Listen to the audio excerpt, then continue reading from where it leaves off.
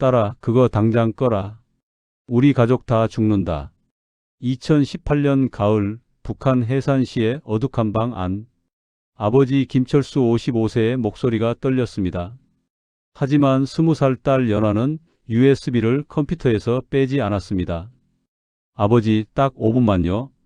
이것만 보시면 제 말을 이해하실 거예요. 화면에는 서울 명동 거리가 펼쳐졌습니다. 네온사인, 쇼핑하는 사람들, 그리고 웃음소리. 그날 밤 작은 USB 하나가 이 가족의 운명을 완전히 바꿔 놓았습니다. 엄마, 저 사람들 좀 보세요. 왜 저렇게 행복해 보이죠? 어머니 박순희 52세는 딸의 질문에 입술을 깨물었습니다. 창문의 커튼을 다시 한번 확인했습니다. 이 집에서 가장 위험한 것은 총도 칼도 아니었습니다. 바로 질문이었습니다. 연화가 처음 그 USB를 손에 넣은 건 3개월 전이었습니다. 중국과 밀무역하는 이웃 아주머니에게서였습니다. 연화야, 이거 절대 아무한테도 말하면 안 된다. 내 아버지한테도. 하지만 비밀은 오래가지 못했습니다. 아니, 연화는 비밀로 남겨두고 싶지 않았습니다. 매일 밤 어머니와 단둘이 그 영상들을 봤습니다. 한국 드라마 속 화려한 서울, 탈북자들의 증언, 자유롭게 꿈을 이야기하는 젊은이들, 슈퍼마켓에 가득한 음식들.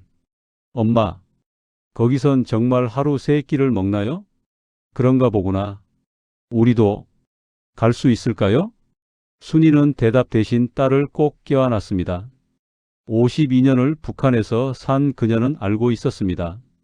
희망을 품는 것이 얼마나 위험한지. 저녁 식사 시간.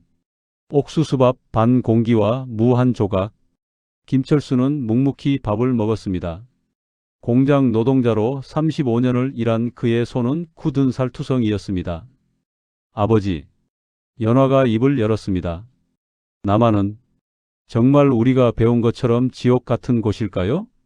철수의 수저가 멈췄습니다. 순이의 얼굴이 하얗게 질렸습니다. 이 집에서 그런 소리 다시는 하지 마라. 하지만 아버지도 궁금하지 않으세요?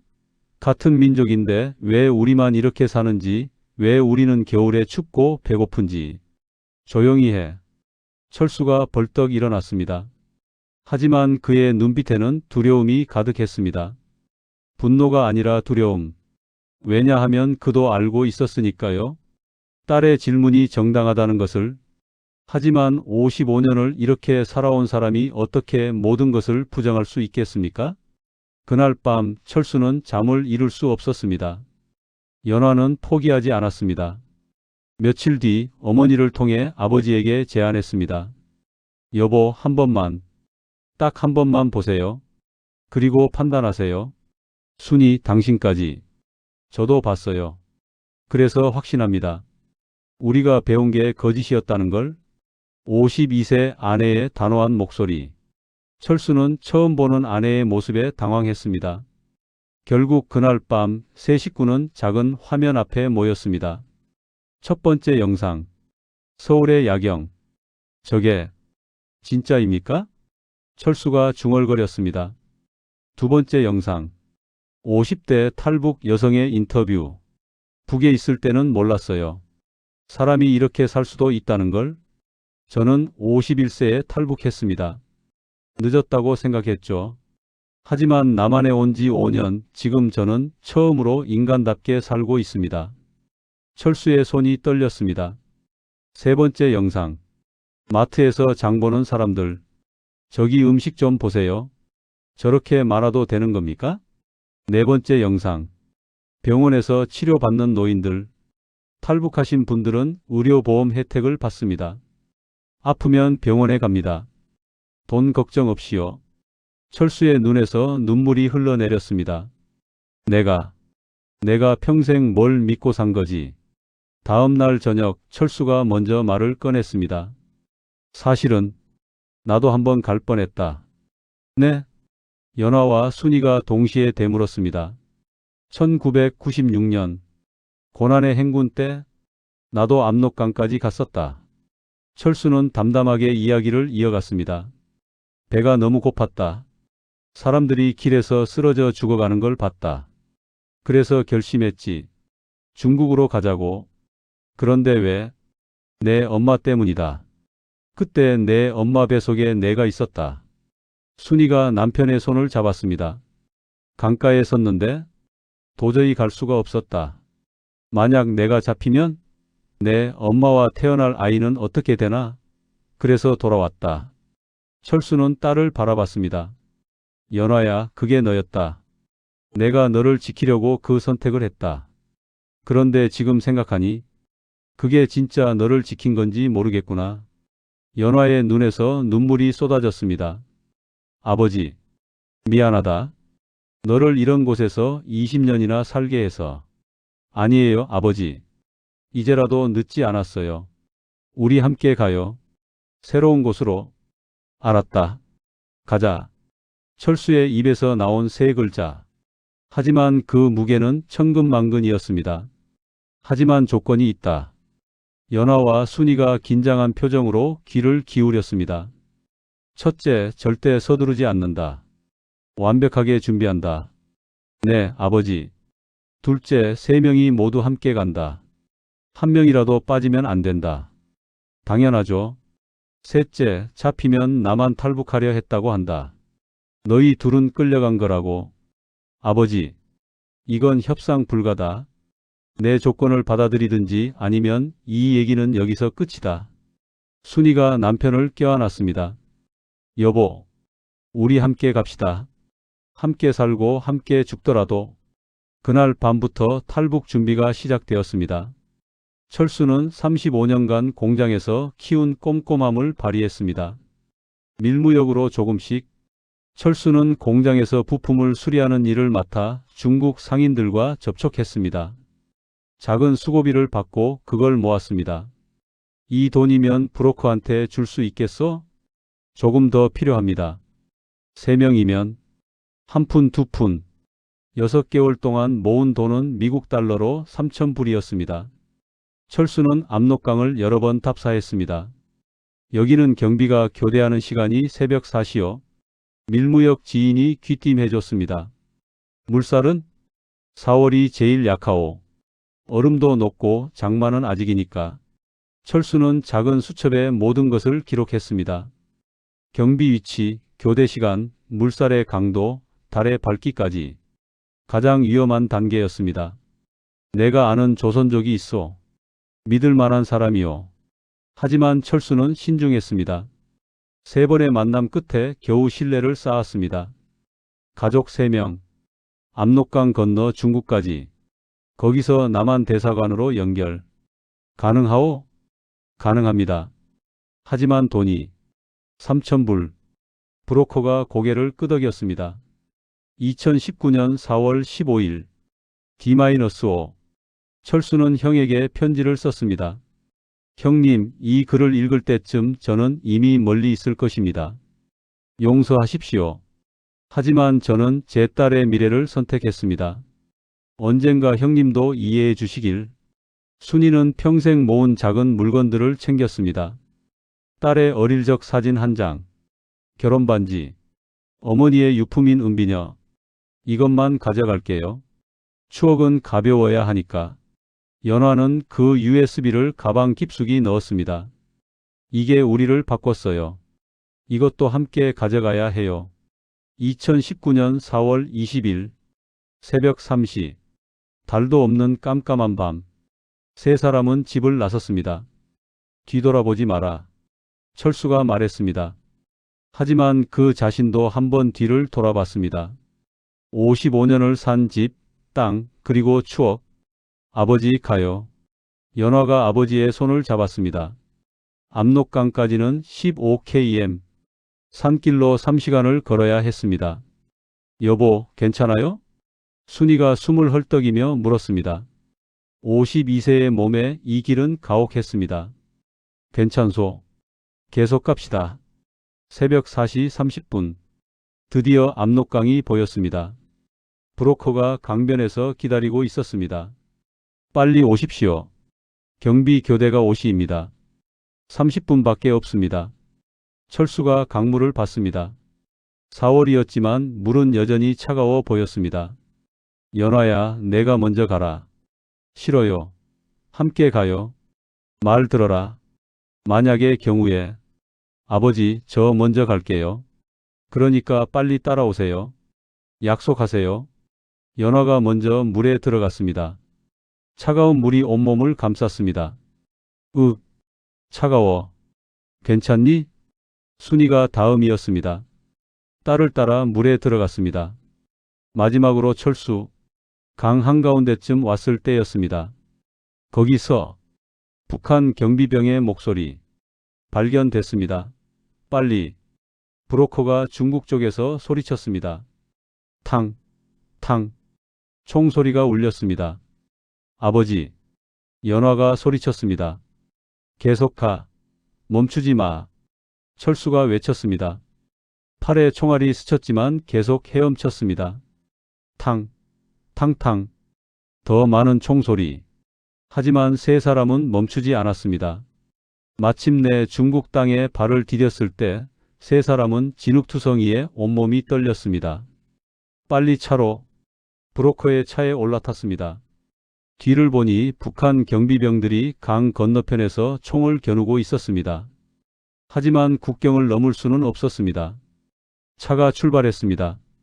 조선족 마을의 작은 집. 한 달 동안 그들은 숨어 지냈습니다. 아버지 팔은 괜찮으세요? 스친 것뿐이다. 괜찮다. 하지만 밤마다 철수는 악몽을 꿨습니다.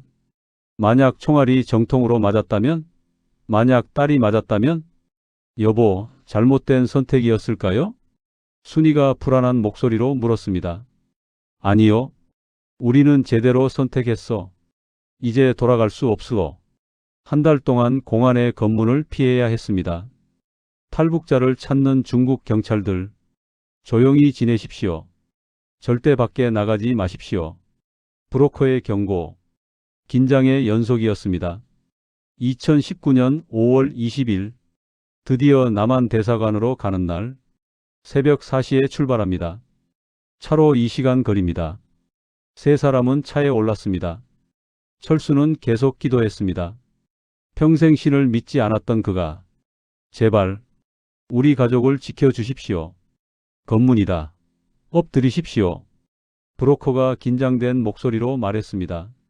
중국 공안의 검문소. 세 사람은 차 바닥에 엎드려 숨을 죽였습니다. 5분이 5년처럼 느껴졌습니다. 통과했습니다. 이제 안전합니다. 오전 7시. 드디어 대사관 건물이 보였습니다. 저게 태극기인가요? 연화가 떨리는 목소리로 물었습니다. 그래. 우리 국기다. 대사관 문 앞. 철수가 벨을 눌렀습니다. 문이 열렸습니다. 어서 오세요. 안전합니다. 이제 괜찮습니다. 직원의 목소리에 세 사람은 그 자리에 주저앉아 울었습니다. 3개월 후 인천공항. 비행기에서 내린 세 사람은 믿을 수 없다는 표정으로 주변을 둘러봤습니다. 여기가 남한이에요? 광활한 공항, 수많은 사람들, 밝은 조명, 그리고 무엇보다 자유로운 분위기. 대한민국에 오신 것을 환영합니다. 통일부 직원이 따뜻하게 맞아주었습니다. 이제부터 하나원에서 3개월간 적응 교육을 받으시게 됩니다. 천천히 적응하세요. 여러분의 속도에 맞춰서요. 차를 타고 하나원으로 가는 길. 창밖의 서울 풍경. 고층 빌딩, 넓은 도로, 깨끗한 거리, 그리고 웃으며 걷는 사람들. 여보, 우리 정말 잘 온 것 같소. 철수가 순이의 손을 잡았습니다. 네, 여보. 연화 때문에, 우리 딸 때문에 우리가 여기 왔어요. 연화는 창밖을 보며 눈물을 흘렸습니다. 하나원에서의 3개월은 새로운 세상을 배우는 시간이었습니다. 여러분, 여기서는 대통령을 비판해도 됩니다. 선생님의 말에 철수는 깜짝 놀랐습니다. 선생님, 정말요? 잡혀가지 않나요? 안 잡혀갑니다. 그게 민주주의입니다. 표현의 자유죠. 55년간 다른 방식으로 살아온 철수에게 자유는 낯선 개념이었습니다. 순이는 한국의 생활 방식을 배웠습니다. 은행에서 돈을 찾으려면 이 카드를 쓰시면 됩니다. 카드라는 게 신기하네요. 처음에는 다 그러세요. 천천히 익숙해지실 거예요. 연화는 가장 빨리 적응했습니다. 선생님, 저 대학 가고 싶어요. 물론이죠. 탈북 청소년을 위한 특별 전형도 있고 장학금 제도도 있어요. 정말요? 여기서는 꿈꿀 수 있어요. 연화 씨, 마음껏 꿈꾸세요. 하나원 수료 후 정부에서 제공한 아파트. 경기도의 한 소도시. 작은 투룸이었지만 세 사람에게는 궁전 같았습니다. 여보, 이게 다 우리 집이에요? 순이가 믿을 수 없다는 표정으로 물었습니다. 그렇단다. 우리 집이야. 방이 2개예요. 연화야, 너 혼자 쓸 수 있겠구나. 엄마, 저는 괜찮아요. 아니라, 20살 처녀가 혼자 쓸 방이 있어야지. 철수는 창밖을 봤습니다. 평화로운 주택가, 공원에서 노는 아이들, 산책하는 노인들. 우리가 정말 여기까지 온 거요? 네, 여보. 우리가 해냈어요. 그날 밤 세 사람은 생애 처음으로 배불리 식사했습니다. 흰 쌀밥, 고기, 김치, 반찬들, 그리고 과일까지. 아버지, 이게 꿈 아니죠? 꿈이 아니란다. 이게 우리의 현실이다. 2019년 가을. 한국에 온 지 반년. 쉽지 않았습니다. 철수 56세는 건설 현장에서 일했습니다. 아저씨, 이렇게 하시면 돼요. 젊은 동료가 친절하게 가르쳐 줬습니다. 고맙네. 늙어서 배우려니 손이 안 따라가는구만. 괜찮아요. 천천히 하세요. 몸은 힘들었지만 철수는 불평하지 않았습니다. 자유롭게 일하고 정당한 대가를 받는다는 것, 그것만으로도 감사했습니다. 순이는 마트에서 파트타임으로 일했습니다. 어서 오세요. 처음에는 손님에게 인사하는 것도 어색했습니다. 북에서는 손님이 갑이 아니었으니까요. 아줌마, 이거 어디 있어요? 아, 3번 코너에 있습니다. 제가 안내해 드릴 거? 점점 익숙해졌습니다. 그리고 일하는 게 즐거웠습니다. 연화는 검정고시를 준비했습니다. 낮에는 카페에서 아르바이트, 밤에는 공부. 엄마, 저 대학 꼭 갈 거예요. 그래서 우리 가족 더 나은 삶 살게 해줄 거예요. 우리 딸, 정말 대견하다. 2020년 봄. 한국에 온 지 1년. 아버지, 엄마, 나 합격했어. 연화가 합격 통지서를 들고 집으로 뛰어왔습니다. 정말이냐? 사회복지학과요. 장학금도 받았어요. 철수와 순이는 딸을 껴안고 울었습니다. 우리 딸, 대학생이 되다니. 엄마, 저 열심히 공부해서 나중에 탈북자들 돕는 일 할 거예요. 우리처럼 힘든 사람들 도와줄 거예요. 그날 저녁 세 사람은 작은 식당에서 외식을 했습니다. 생애 처음으로 식당에서 먹는 식사. 여보, 이게 꿈만 같소. 진짜예요, 여보. 우리의 현실이에요. 하지만 모든 게 순탄한 것은 아니었습니다. 철수는 가끔 악몽을 꿨습니다. 압록강을 건널 때의 총소리. 북에 남겨진 형님의 얼굴. 여보, 또 꿈 꾸셨어요? 미안하오. 깨워꾸려. 괜찮아요. 시간이 지나면 나아질 거예요. 순이도 힘들 때가 있었습니다. 마트에서 일하다가 음식물 쓰레기통을 볼 때마다 가슴이 아팠습니다. 저 음식이면. 북에서. 머릿속에서 지워지지 않는 기억들이 끊임없이 떠오른다. 하지만 우리 세 가족은 한국에서 열심히 살아가려고 합니다. 많은 응원 바랍니다.